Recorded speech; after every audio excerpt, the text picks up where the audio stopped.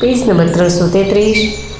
શ્રી રામ લખી નરેશ બાત પૂરી સાચી, તિયમી સમી ચૂસી સપર નાચી, ગઈ પદ બિનય કિન્હ બેઠારી, જનિ દિન કર કુલ હોસી કુઠારી।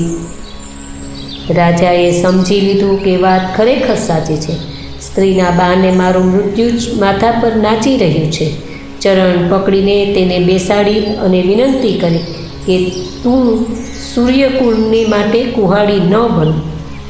માગું માથ અબહી દેવ તોહી, રામ બિરહ જની મારસી મોહી, રાખું રામ કહું જેહી તેહી ભાતી, નાહી તે જરી જન્મ ભરી જાતી। તું મારું માથું માગી લે, હું તને હમણાં આપી દઉં, પણ રામના વિરહમાં મને ન માર। જે કોઈ પણ રીતે હોય તેમ તું રામને રાખી લે, નહીં તો જન્મભર તારી છાતી બળશે। દેખી વ્યાધિ સાધન રૂપું, પરે ઉધરની ધૂની માત, કહત પરમ આરત બચન, રામ રામ રઘુનાથ।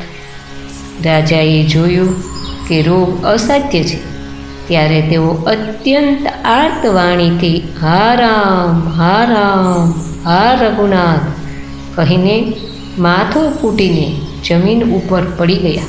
વ્યાકુલ રાવ શિથિલ સબ ગાતા, કરી નિકલ્પતરુ મનહુ નિપાતા, કંઠો સુખ મુખ આવન બાની, જનુ પાઠીનું દીન બીનું પાની।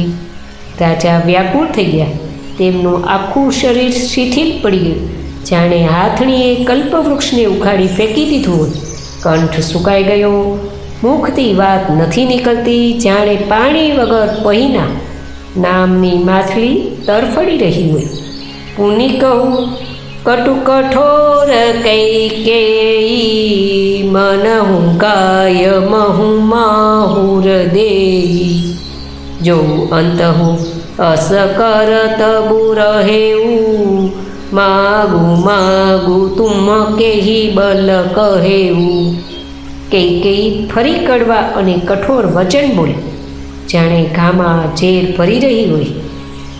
જો અંતમાં આવું જ કરવું હતું તો આપે માગ ક્યાં બળે કહ્યું હતું।